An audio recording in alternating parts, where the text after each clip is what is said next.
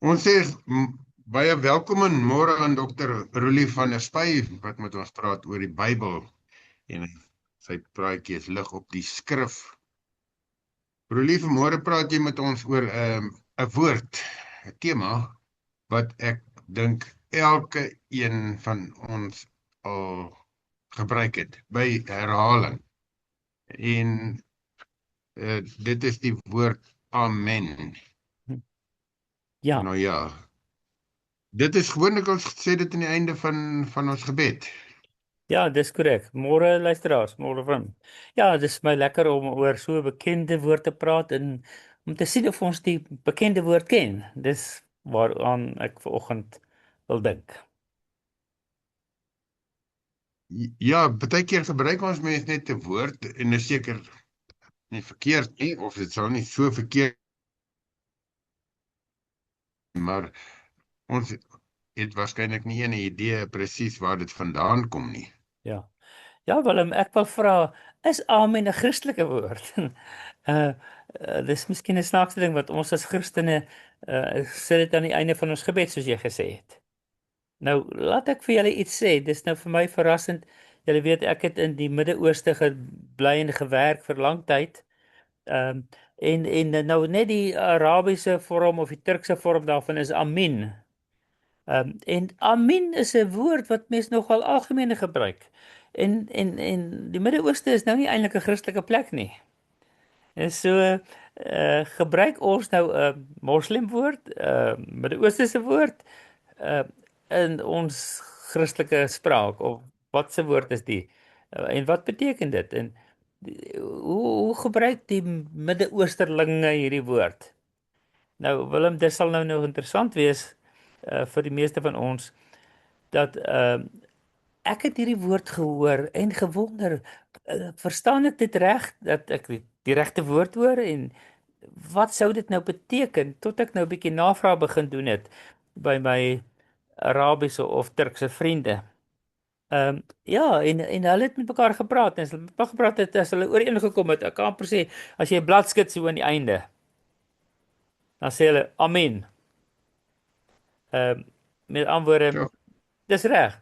Dis reg so. Dit laat dit vas staan. Dis wat ons besluit het. Amen. Ons stem saam. Ons stem saam. Dit gaan so wees. Albei van ons stem saam. ja, dit klink amper so. Uh, dis iets wat moet vas staan. Ja, ja, ja. Ja, dit klink baie soos die Bybelse gebruik, ja. En daarom luisteraars wil ek dan vanoggend 'n bietjie hê dat ons na die Hebreëse Bybel se gebruik moet gaan kyk. Hoe word hierdie woord gebruik? En miskien gaan die agtergrond vir ons help om 'n bietjie beter te verstaan wat sê ons nou eintlik as ons amen sê. So in Hebreëus is daar twee woorde. Die die naamwoord is emunah en die werkwoord is aman of amin. Amen. So afhangende van uh die die vowels daarin. Ja. So wat beteken hierdie Hebreëse woord amun of amen? En nou gaan ons na 'n paar voorbeelde in die Bybel kyk in die Ou Testament wat in Hebreëus geskryf is. Kyk dat ons kan kyk of ons iets kan leer oor die agtergrond en die basis van hierdie woord. So Willem, sal jy saam met my blaai, luisteraars ook jy asseblief, na Genesis 13. Genesis 13 vers 1 tot 4. Nou hierdie gedeeltjie spesifiek gaan dit nou nie oor amen nie, die woord nie, maar dit gaan net oor die agtergrond van Abraham. Wie hy is en wat hy gedoen het en wanneer hy ook al begin glo het. Nou so luister mooi, dit is in Genesis 13. So God het vir Abraham geroep en hy het nou getrek en hy het God gevolg. So ek gaan vir ons Genesis 13 vers 1 tot 4 lees. Abraham het uit Egipte na die suidland getrek. Hy en sy vrou met al sy besittings en Lot saam met hom. Abraham was baie ryk aan vee en silwer en goud. Hy het van plek tot plek uit die Suidland getrek na Bethel toe, na die plek waar sy tente aan die begin gestaan het. Tussen Bethel en Ai. En luister mooi, wat se plek is dit? Die plek waar hy vroeër 'n altaar gebou het. Daar het Abraham die naam van die Here aangeroep. So, wanneer het Abraham al geglo? Abraham het alreeds in Genesis 13 geglo toe hy nog getrek het daarna waar die Here vir hom gesê het. So, dis net 'n bietjie agtergrond. So dat Abraham al reeds geglo het. Maar dan kom ons in Genesis 15 waar God dan 'n verbond met Abraham sluit. En hier kry ons nou die woord emunah, amen, daardie werkwoord ook. En kom ons lees dit. Willem, ek weet nie of jy dit duidelik kan sien nie, maar sal vir my kan lees in die Afrikaans 2020 vertaling van Genesis 15 vers 5 en 6, maar dan vers 6 is die belangrike vers. Toe het die Here vir Abraham buitentoe laat gaan en vir hom gesê: "Kyk op na die hemel en tel die sterre as jy kan." Verder sê die Here vir hom: "So baie sal jou nageslag." En hy het dit vir hom as geregtigheid toegereken. Ja, Ek goed lees nie. weer vers 6. Ja, lees net Hy weer het die vers 6 Here dit. geglo. Ekskuus. Hy het die Here geglo. Hy het dit vir hom as geregtigheid toegereken. Ja. Ja. Die klank was net bietjie swak op 'n oomblik gewees, ja. So dis met die verbondsluiting. God sluit met hom 'n verbond te sê vir hom al die mooi dinge en hy sê sy nageslag gaan so baie soos die sterre wees en en dan staan daar in vers 6. Abraham het die Here geglo en God het dit vir hom as geregtigheid gereken. So die feit dat Abraham geglo het God erken. God het die erkenning gegee en sê ek erken dit nou, so ek sien jy wil in die regte verhouding met my lewe. So dit is wat dit beteken. So ook Afrikaans 53 het dit so vertaal: Abraham het toe in die Here geglo en die Here het dit goed gevind dat Abraham volgens die wil van die Here gehandel het. Die 83 vertaling sê en hy het in die Here geglo en hy het hom dit tot geregtigheid gereken. So al drie hierdie vertalings. Nou hierdie geglo woord hier is dan die aman woord, amen woord wat ons dan in Hebreëus kry. So dis dieselfde woord wat op dieselfde manier vertaal word in al drie hierdie vertalings. So het Abraham eers toegeglo. Ek dink Abraham het reeds van tevore geglo. Daar in Genesis 13, want hy het 'n altaar gebou. Maar in Genesis 15 word dit dan weer bevestig. Maar dan gaan ons 'n bietjie verder aan na Exodus toe. So Genesis, Exodus 14. En hier is dit God nou al met die volk en met Moses en met almal besig. So ek gaan vir ons Exodus 14 vers 31 lees uit die 83 vertaling. En hier kom die woord emunah weer na vore. Ook het Israel die magtige dade gesien wat die Here aan die Egiptenare verrig het. Toe het die volk die Here gevrees en geglo in die Here en aan Moses sy knegt. So na die na dinge wat die Here God gedoen het, het die hele volk Israel in God geglo en aan Moses sy knegt. Nou dit was vir my 'n bietjie van 'n vraag. Hulle glo in die Here, het hulle ook in Moses geglo. Nou in Afrikaans sê ons glo in die Here en glo aan Moses, maar ek dink in Hebreëus is dit maar dieselfde voorsetsel wat gebruik word.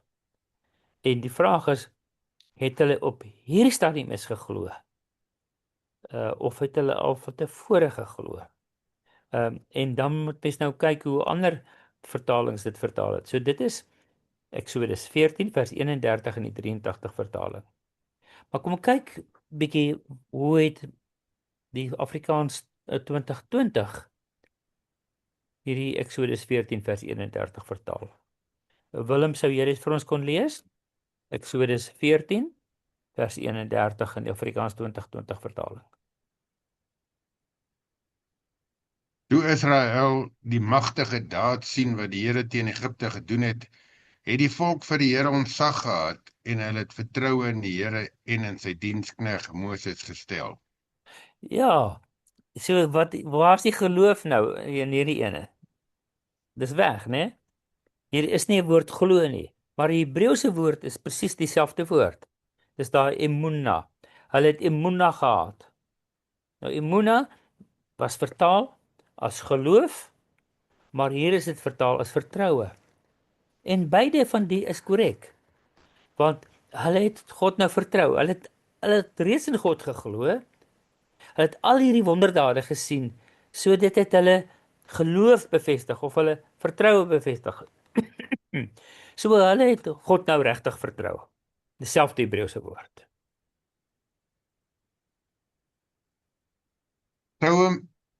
Sou mense onderskeid kon maak tussen geloof en vertroue? Is die een net 'n bevestiging, 'n voortbou op die ander? Ja, dit is nogal 'n moeilike vraag. Ek wou amper sê as jy nou in jou eie geloof dink. Partykeer voel ek ja, jy moet God glo en dan kan jy hom vertrou, maar aan die ander kant wil ek sê, is dit nie dalk aan die ander kant om nie? Moet ons nie eers iemand vertrou nie, dan glo ons in hom. So ek vertrou God. Ek glo vir God. So dit is eintlik twee kante van dieselfde muntstuk om iemand te vertrou, te glo of hulle het God te glo en nou is hierdie vertroue bevestig. Ja. Ja, dankie. Ja.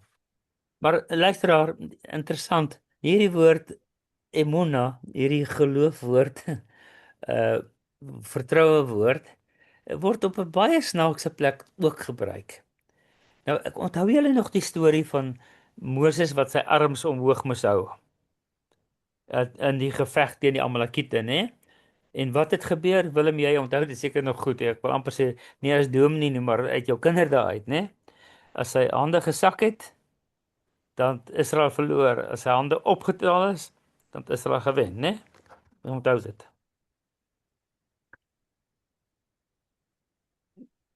Ja, En Aaron, as ek nou reg onthou, moes die hande help hoog hou. dis korrek. Aaron en Hur moes die hande omhoog hou. Nou ja. Ons lees daarvan in Eksodus 17 vers 12. En ek kan vir ons die Afrikaans 2020 lees van Eksodus 17 vers 12. Toe Moses se hande swaar word, het hulle 'n klip geneem en onder hom neergesit. Hy het daarop gaan sit. Aaron en Hur, een aan elke kant, het sy hande gestut. Sy hande het bestendig omhoog gebly totdat die son ondergaan. Nou ja, waar is my emuna woord nou? Waar is my amen woord nou? In hierdie versie is daar ergens 'n amen woord. En hy's nie so duidelik nie. Kom ek verander dit so klein bietjie. Net daai sinnetjie wat sê hy het sy hande bestendig omhoog gebly totdat die son ondergegaan het. Nou dit staan letterlik in Hebreëus. Klink amper soos glo of vertrou of vas staan, wil ek eerder sê. Vas staan. Iets Daar wat is die regte woord, ja. So hulle het Moses se hande omhoog gehou sodat dit geemuna het tot sonsondergang. So sy hande moes geamen het tot sonsondergang. En nou kyk nou hoe vertaal die 83 en die 53 vertaling dit. Willem, kan jy vir ons asseblief van Eksodus 17 vers 12 die 83 vertaling lees om te kyk hoe vertaal hulle hierdie Hebreëse woord, sy hande moes geamen het, geemuna het tot sonsonder. Die 83 vertaling sê en Aaron en Hur het sy hande ondersteun, die een diskant en die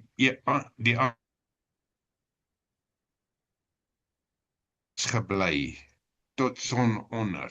Ekskuus, Die die 53 klank Willem, vertaling, ekskuus net bietjie. Die klank was baie swak geweest. Ek herhaal net daai stukkie. Die een diskant en die een ander kant. So het sy hande dan vasgebly tot sonsonder. So dit is wat die amen woord daar was. Sy hande het geamen tot sonsondergang. 83 het vertaal met sy hande het vasgebly. En dan die 53 vertaling, lees ek dan gou vir ons. Aaron en Hur het sy arms van weerskante af ondersteun, sodat sy arms regop gebly het tot sonsonder. So ons sien dan hier verskillende aspekte van hierdie amen woord, emuna die naamwoord. Afrikaans 2020 het dit baie mooi vertaal om te sê sy hande het bestendig gebly totdat die son ondergegaan het. 83 sy hande het vasgebly. 53 sy hande het regop gebly tot sonsonder. So al drie hierdie laaste drie wat ek nou gelees het is 'n vertaling van die Hebreëse woord, kom ons sê maar amen woord. En die amen woord dan hier is eerstens vertaal deur die 2020 deur bestendig, deur die 83 deur vas te staan, vasgebly, en die 53 deur regop te bly. Ja. So dis verskillende aspekte wat hierdie selfde woord het in Hebreëus. So ons het aanvanklik gesien dit beteken om te glo, toe sien ons dit beteken om te vertrou, nou sien ons dit beteken ook om vas en bestendig te bly. So dit is wat hierdie Hebreëse woord amen dan eintlik beteken. en is dit wat gebed. Ekskuus, herhaal net, die klank is vanaand nie vanoggend nie baie lekker nie. Ek sê, is dit wat ons bedoel met amen aan die einde van ons gebed? Ja, en dit is nou presies hoe ek dan nou wil afsluit, né? Onthou my vraag aan die begin? Ek het gesê ons gaan oor een woord praat, amen. Amen, 'n woord wat baie in die Midde-Ooste gebruik word, en ek wou vra, is dit 'n Christelike woord? En ek wil eintlik sê nee, dit is nie 'n Christelike woord nie. Maar dis 'n pre-Christen woord, 'n pre-Christelike woord. Dit kom uit die Hebreëus uit. Maar mens kry dit ook in Arabies en mens kry dit ook in Turks. In al die lande, al die tale daar in die Midde-Ooste kom hierdie woord voor. En almal gebruik hierdie woord om te bevestig dat iets waar en reg is, dat dit vas staan. Mag dit vas en seker wees. En hulle gebruik dit in alledaagse gesprekke. Willem, as ek en jy nou ooreenkom sou gaan en sê luister hierso, ek wil daai stukkie grond koop by jou. Is dit reg so? Dan gee ons mekaar die hand en sê ons amen. Mag dit so wees. Mag dit vas en seker wees. Dis presies hoe die Midde-Oosterse mense dit gebruik, heeltemal buite 'n godsdienstige konteks. Roelie, dit is my duidelik dat die woord eintlik van lankal af hierdie betekenis het. Vir my baie interessant is dat die Onse Vader byvoorbeeld nie met hierdie woord eindig nie. Ja, dis interessant, ja. Nou, hoekom sou dit wees? So dit is nie 'n woord wat noodwendig ek wil sê deel van die Christelike woordeskat as sodanig is nie. En sê mag dit so wees. En daarom dink ek as ons dan bid, moet ons baie afhanklik bid in gehoorsaamheid soos die Gees ons lei, om nie net soos praat met God nie, want as ons dit dan bevestig op die ou en mag dit so wees, mag dit vas staan. Ek glo dit, ek vertrou dit. En jy het, kom ons sê maar in gewone Afrikaans, verkeerd teruggaan en sê, Here, ek het nie mooi gehoor of verstaan nie. Dis eintlik wat ek bedoel het. So gebed is eintlik die saak wat dan die Ja. woord. Ja. Nee, baie dankie. Weet jy dit het vir my baie mooi gesê. Jy het gesê as ons dan eintlik amen wil sê aan die einde van die gebed, dan sê ons eintlik daarmee, ek glo dit. Ek vertrou dit en ek wil hê dit moet vas en seker staan. So as ons daai drie aspekte kan beklemtoon, kan onderstreep met die gebruik van die woord amen aan die einde van ons gebed, dan sal dit wonderlik wees. En ek wil vir jou vra, luisteraar, het jy geweet dit beteken dit? Wat het jy gedink beteken amen? Of is amen net die kubai aan die einde van die gebed? Interessant, miskien omdat ek predikant is of wat ook al baie die woord gebruik, het ek baie keer al die woord totsiens, tata, kubai verwar met die woord amen. As wil ek iemand groet, dan sê ek amen. Ek bedoel, ekskuus, ek sê kubai. Ek sê tata. En dit is so gewoond is ons aan die woord. Maar dit het eintlik so 'n diepe betekenis. So amen is nie om vir God kubai te sê nie. Te sê kubai tata, ek het nou klaar gepraat nie. Amen is om te sê, Here God, ek glo U. Ek vertrou U en mag dit wat ek en U met mekaar bespreek het, vas en seker wees. As dit is hoe jy amen gebruik, wonderlik. Mag dit dan vir jou ook 'n amen wees in jou lewe. En dan kan ons dit gebruik met oorgawe, want al is dit dan nie noodwendig 'n Christelike woord uit die Nuwe Testament, 'n manier. Ja. Maar Willem, ek wil net hierso 'n klein bietjie beklemtoon en sê, ja, dis nie 'n Christelike woord nie, maar die Christendom het dit aanvaar. Want dit is uit die kultuur uit. Die Jesus het dit aanvaar. Paulus het dit aanvaar. Dis oral gebruik in die Bybel. So dit het 'n Christelike woord geword, veral vir ons as Christene. Maar die fondament, die betekenis is baie diep vir baie jare en dit het goed gepas in ons Christelike geloof om dit te sê en te gebruik en te bevestig. Ja, ek glo. Ja, ek vertrou. Ja, mag dit vas en seker staan. Ja. So dit het 'n Christen woord geword. Maar dit het 'n basis wat pre-Christen is. Omdat hierdie woord ons baie goed gepas het. Vir Paulus baie goed gepas het. Het hy dit gebruik en aan die einde van sy geskrifte geskryf het. So ook baie mense in die Bybel. Ja, baie dankie, Roelie, baie bekend grond daaroor. 'n Laaste opmerking en dan asseblief 'n kontaknommer. Miskien wil iemand vir jou iets vra oor die gebruik van amen of dalk oor gebed. Ja. My nommer is 074 419 8353. Ja, ek bid regtig ek bid regtig dat amen vir jou sal sê wat dit moet sê. Om jou geloof, jou vertroue en jou sekerheid met die Here God te bevestig. Mag dit so wees in jou lewe. Ek wil vir jou sê amen in die naam van ons Vader, Seun en Heilige Gees. Amen.